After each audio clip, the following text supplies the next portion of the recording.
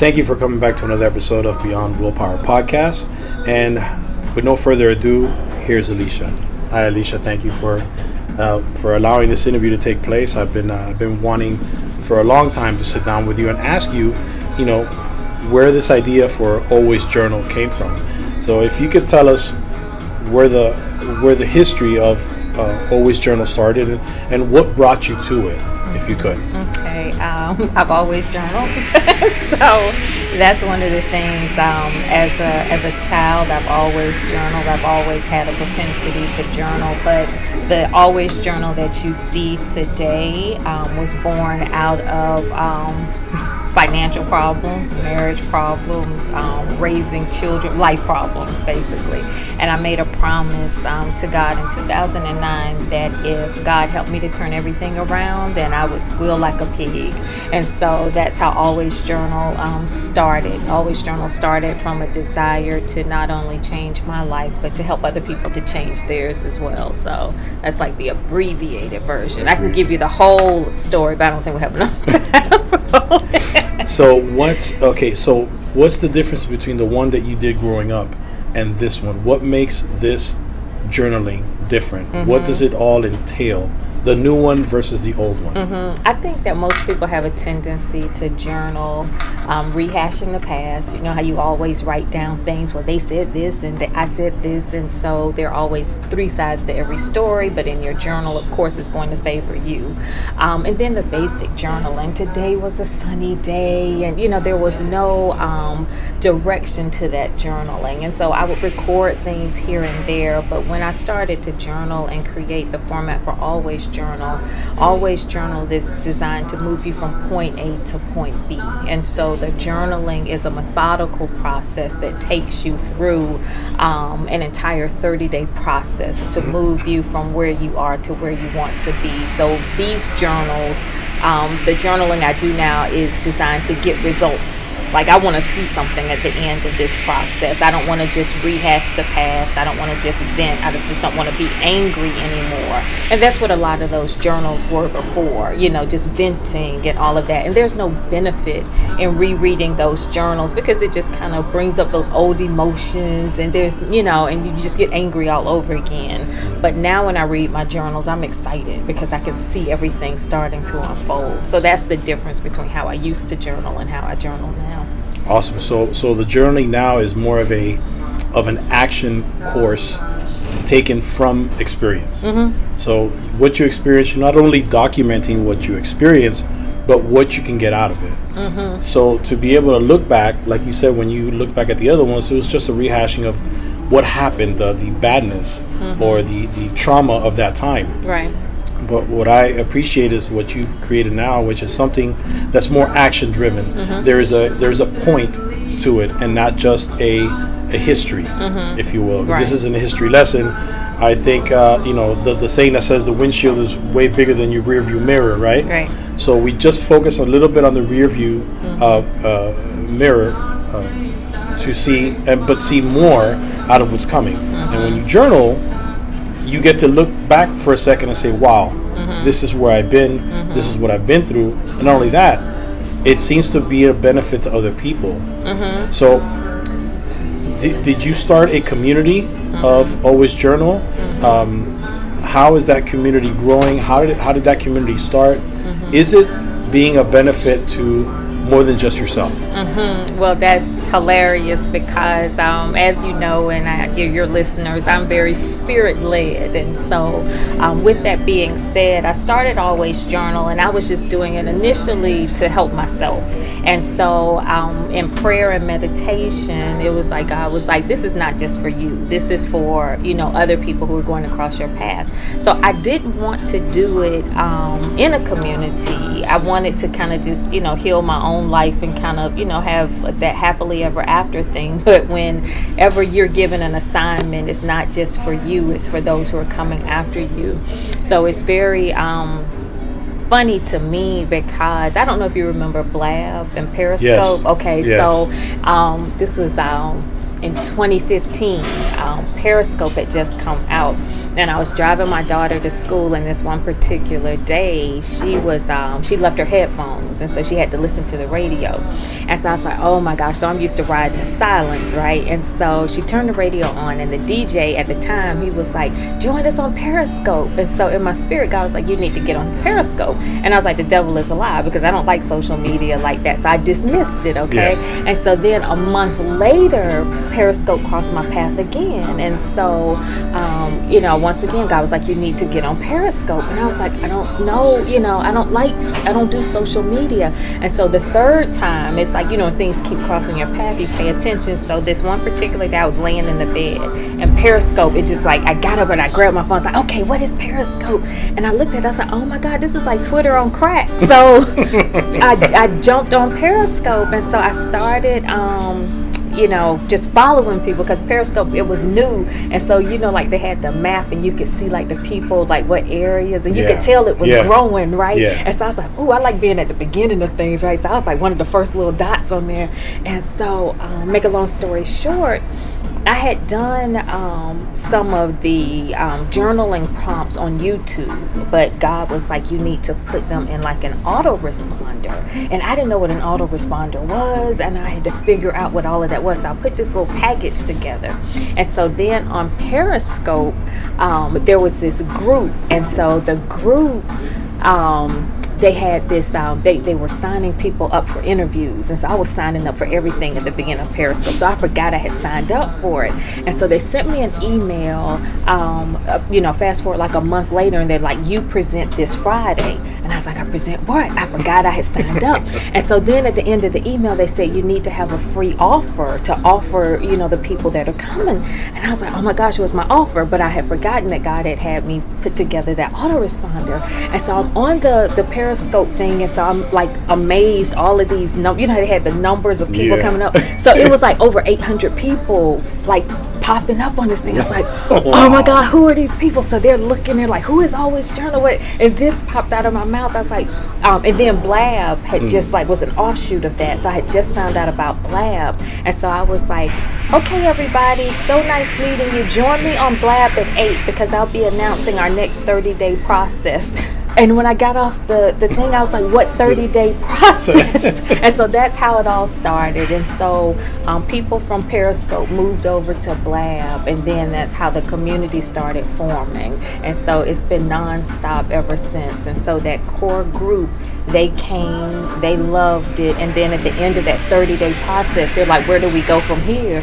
I was like, home? I don't know. And so they wanted more. And so that's how the community started. I know that was a convoluted story, but that's no, that's fine. That gives us a little in depth. So the always journal process is they go in 30-day steps. Well, see, there are levels to it. So right now we are on journal number 5. So like I said, I'm spirit led. So God had given me this assignment where I was to create a journal a month for 12 months. And each journal is I walk people through the 30-day process. And so this month we're actually journaling for forgiveness. And so this is journal number 5. So we have 7 more journals to go. And so each month, and this is so humbling to me, like our very first journaling 30-day challenge, it was like 17 people or something like that, and like this month it's just like exponentially multiplied. So I'm just like, oh my gosh. So that's the exciting part, is that the word is spreading, and things are catching on. So it's a 30-day process, and the kicker is that we only do our journaling work at 5 a.m. in the morning. And so that's how we well, 5 a.m. in the morning is when they used to say that nothing good happens at 4 o'clock in the morning. But today that is so very different. Whereas most of us in this business start our days early. We have to start our days early. 4:30 for me. 5 o'clock for you. But this is a lifestyle that requires us to exercise our dreams earlier. It's a saying that says I think Eric Thomas says it, the bigger your dream, the earlier you got to get up. And that's the thing teaching people how to recalibrate their lives, 12 hours for God and 12 hours for man. And so that 3 to 6 a.m. time frame is your prayer, meditation, and time with God. And so that is where, when you begin to start your day, putting important things first, everything else flows. And so for the longest time, I would just like get up, hit the ground running. The alarm goes off at like 6:30. Immediately you turn the TV on, you got the news going in the background. And so your day starts off probably as chaotic as it ended. And so you just kind of get into this hamster wheel effect. But it's like once I got burnt out on that, it's like everything was just suffering. And so once I started to get up earlier and seek, God first and set the tone for my day, everything began to shift. And so that's why we do 5 a.m. Because especially in this community, because during the week or during the actual day, when you're competing with the world's time, when you're competing with commerce, there's a problem there. But no one can tell me, I've got an appointment at 5 a.m. So if you don't want to work with us at 5 a.m., then you just really don't want to work with us at 5 a.m. because there's no real excuse that you have other than the fact I just don't want to do it. So what does, speaking of the morning, I believe also that how we start our day is how we end our day. So what's your morning routine? My morning routine, I get up every morning at about between 3 and 3:30, and then our sessions start at 5. So I take that time to kind of prep and get myself together mentally, because I have to be totally clear in order to, lead people through the assignments for the day. So we are on our calls from about 5 to 5:30, and then from 5:30 to about 7:30, that's when I do like the administrative part, converting the videos, doing those things to make sure that everything is ready for that. And so this is funny to me because people are like, well, when do you sleep? I love a nap. And so after I finish at about 7 or 8 o'clock, I then lay back down till about 10 and, rest. And then I start my day about 11:30 or 12, and then I go pretty much all day until the evening. So that's pretty much my morning routine. And then throughout the day, speaking or, whatever that day calls for. So, but the morning routine is the one that is the most set right now. And within your community and your supporters, do you guys talk throughout the day, throughout the week, or specifically just 5 days a week in the morning? Oh wow! So we have our set 5 a.m. time frame, and then we also talk. We have different calls set up throughout the week. So we're on Tuesday through Thursday every week doing something, be it a group coaching session or Table Talk Tuesday or the Q&A, whatever is set for that day. And then also I have my individual clients where we work one-on-one and calls throughout the day. So it's a very engaged community. So we're always, and that's the thing, especially with social media, people always, what they say, dropping in my DM and things like that. So I'm constantly in exchange with the group all day all day long. So that's that's fun, and that is a very interactive community. And I think that's the most important part about this type of work, is that you are in community and you do have that support, knowing that you're not going through this work alone. Because some of the topics can get to be really like this forgiveness challenge is probably one of the most difficult ones that I've done so far. There was a lot of resistance in the beginning with people like, girl, I'm gonna skip this one. This won't be one that I'll be on. I'll join you with the next one. So that's how it's set up. Your talks or whatnot with your community, those are video calls or audio calls? Didn't you hear me say it's 5 o'clock in the morning? Mm-hmm. I ain't getting on nobody's video at 5 o'clock. No, it is the Zoom call. I am on video, but when I put it out, it's just audio only. So yeah, but everybody is pretty much behind their little bubble on Zoom, so they're just listening in. But it is a video call. But at 5 a.m, not many people are on camera. Now, I heard you talk a little bit about your Table Talk Tuesdays. Please tell me what Table Talk Tuesdays my gosh. are. So Table Talk Tuesday initially was just me doing different topics that would come up throughout the week, and we would kind of expound on that. But now Table Talk Tuesdays have evolved with Pasha Cook of Brands by Posh. She's the author of 2 books now, Champs You and Brand Yourself Like a Champion. And so we now do Table Talk Tuesdays together. And so it's like Table Talk Tuesdays with AJ and Posh. And I have to admit that is like Tuesday nights are like the most fun nights for me, because she's such a genuine person. But the conversations get deep, but we keep them light because, of our personality. So Table Talk Tuesdays, we do that every Tuesday at 9 p.m. on IG, and so that's where we do that. And as well, we never know what the topics are. We never know what the how the call or the IG is going to go. So I can't tell you in advance what we're going to be talking about, but I can guarantee you it's going to be fun. So what's your I'm going to put it in the show notes, but what is your Instagram name? At Always Journal. I'm at Always Journal on everything: Facebook, IG, Twitter, all social media. Yeah, so at Always Journal. Awesome. So I see that journaling is your passion, and your purpose is to share it. Do you agree with that statement, or do you want to tweak it a little bit? Because I believe that your passion is for you and your purpose is for others. So I just read that from you, which is your passion is your journaling and your purpose is to share it with others. Would that be a very true statement?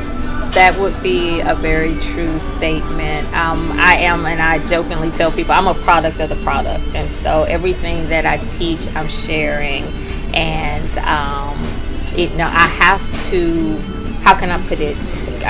You don't receive your gifting and your calling just to keep it to yourself.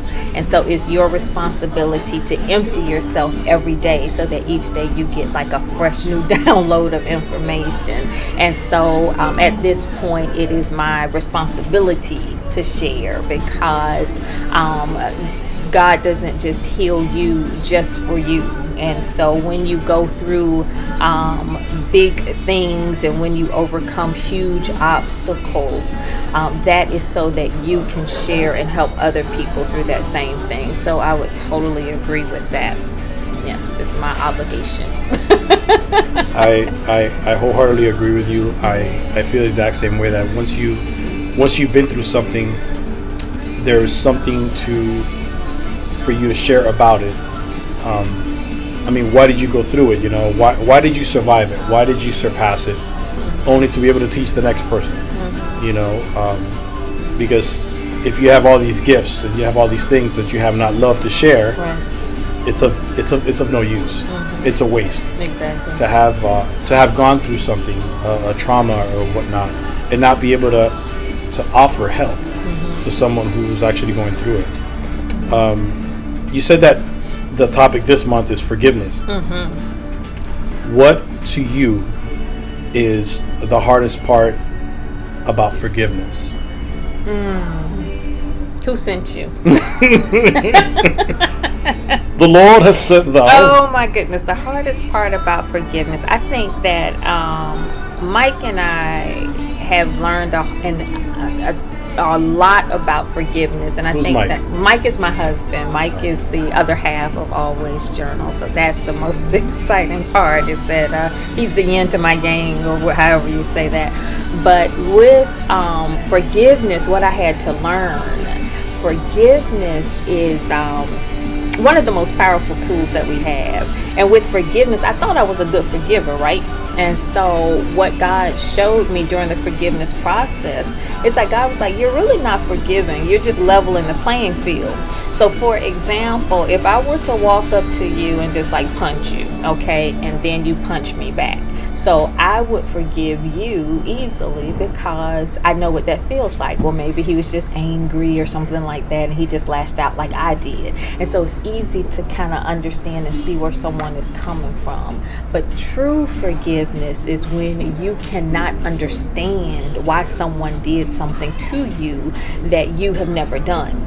And so that's where true forgiveness comes in. Forgive them, Father, for they know not what they do. They just don't understand it. They've crossed the boundaries. And so I think that was the biggest part of forgiveness. The hardest part for me to understand that I thought I was this great forgiver when I wasn't. It was just that I was leveling the playing field. You lie to me, I lie to you. Okay, I do it too. We're even. But when it gets beyond that, it's like, I haven't done any of that to you, so I don't understand this. And so releasing that is huge when you have every reason to hang on to it because there's no balance there. You don't understand it.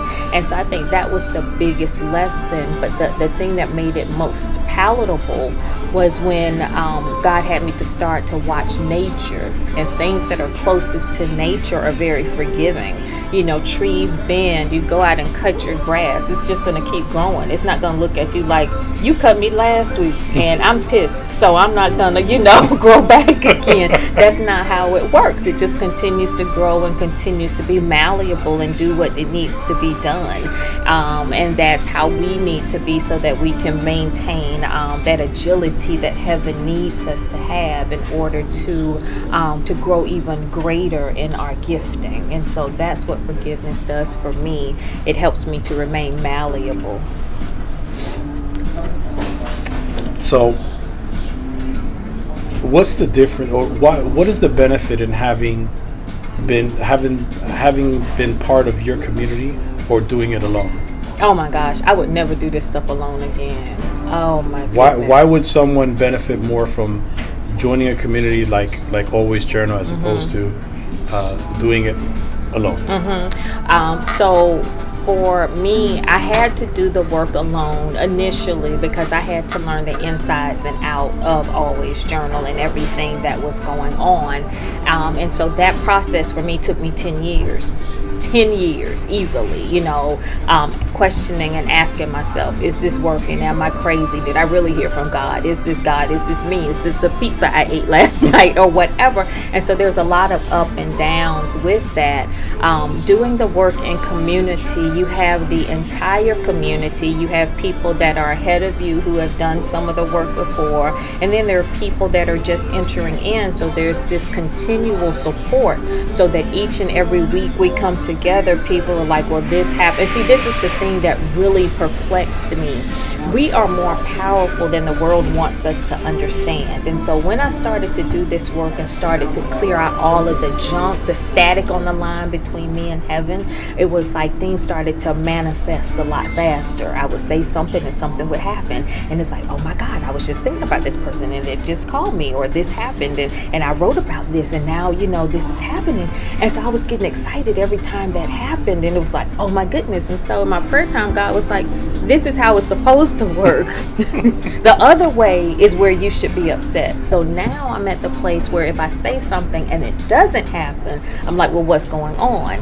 And so this is where a lot of people, when they enter into the community and we start to remove the static from the line and we start to enter into the clearing phase, and they start to have these moments where, oh my gosh, I said this and this showed up, and so in community we have the opportunity to say, that's normal. That's normal. And then when people hit those, and that's the thing, you have to understand there are ebbs and flows to all of this.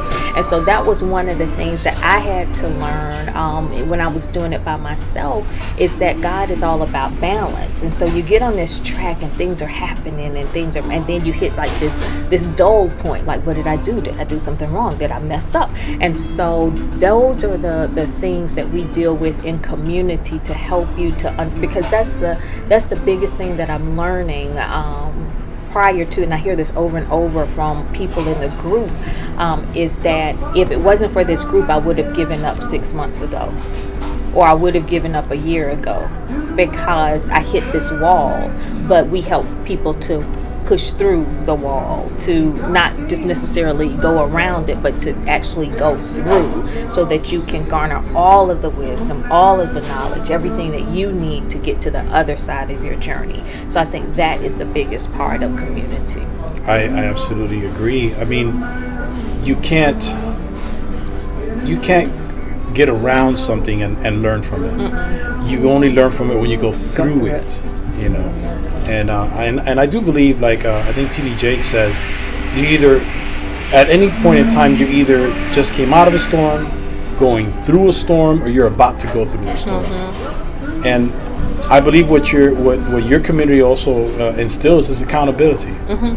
You know, one of the coaches I work with, Coach Kendall Ficklin, mm-hmm. it said something very powerful that's always stuck with me, and that is to put accountability with your responsibility. Mm-hmm. That's good. And that phrase has done so much for me. Mm-hmm. So I believe in the accountability part of your community has helped a lot of people. Mm-hmm. And what would be different? How would you start things differently if you had to start it all over? This process, the community as it is today. What would I do differently? I don't think I would do anything differently. I think if I would do anything differently, I would have more confidence in what my assignment was. I wouldn't have doubted as much in the beginning. I think that the natural progress, the progression of the group is just, perfect, the way, because there's so many things I needed to do to learn and to grow and to be able to be accountable and responsible to a group. And so that's the thing that you have to understand, is that you are growing and maturing in direct correlation to the growth and the maturity of the group that you're responsible for. So the only thing that I would probably change is the confidence in knowing that God has equipped me to do what it is that I need to do, and not second. Am I good enough for this? Can I do this? Is this really happening? And I did a lot of that, and I think that had that been a little bit differently, I may be further along. I can't tell you that, but I would feel better, I think, as well. I asked that question for a reason, and you answered it perfectly. Nothing should have changed, because you are doing the process exactly how it's supposed to be done, which mm-hmm. is from the bottom. Mm-hmm. So to change anything at the beginning of this stage would change everything. Mm-hmm. And I think you're doing a fantastic job. I've known you for a little bit now, and your community is very exciting. What is in store in the future for Always Journal? Oh my goodness. There are so many things happening.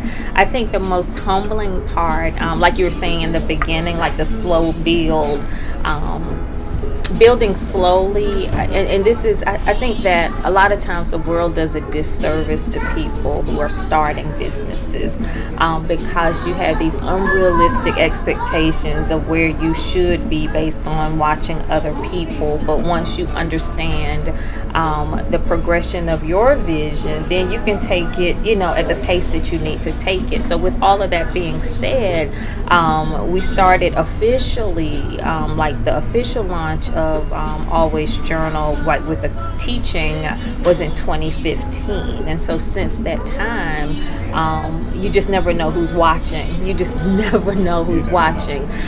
So with that being said, coming up with Always Journal, we'll be going to South Africa in 2019.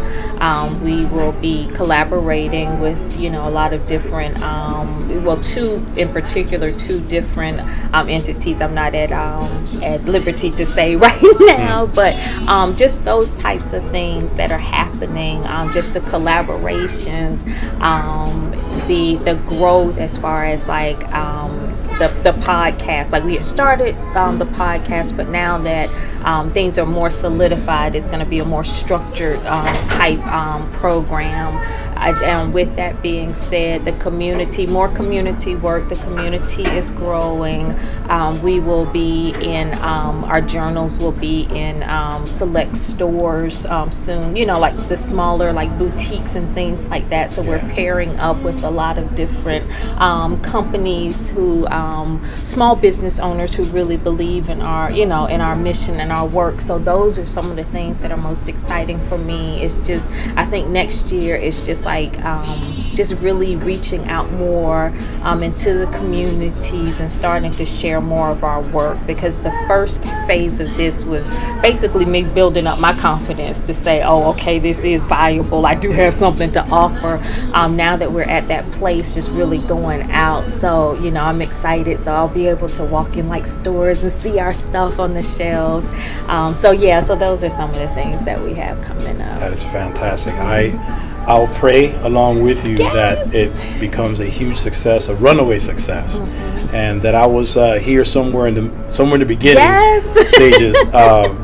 And I want to thank you for your time. I want to thank you for this interview, and I am going to be watching and I hope that all my listeners and viewers are watching and listening, and that they go find you all across social media. At Always Journal. Yeah, please let me know everywhere you're at, or let them know everywhere you're at, how to contact you, because I am pretty sure that 50 people, as soon as they listen to this, are going to contact you. So I want them to know exactly how to get a hold of you. I will put it also in those show notes, but I want to make sure that she says it here while we're recording. Okay, so on Instagram, I am at Always Journal.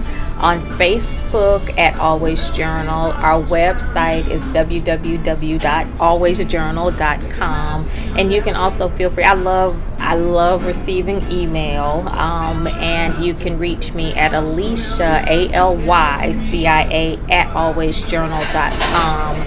And Twitter, I'm not a big Twitter person, but I do have a presence on Twitter that's at Always Journal as well. And now that we're going to this next level, I got to get my LinkedIn together, but I might Always Journal on LinkedIn too.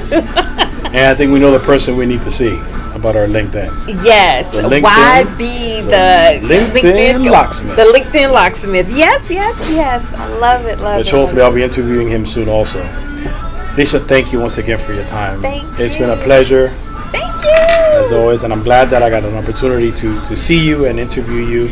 And this won't be the last interview. No. So. Oh no, because once you make it to the big times, I'm gonna be on your coattails. Same here with you. I was like, please let me on this show. I love it. So, thank you once again.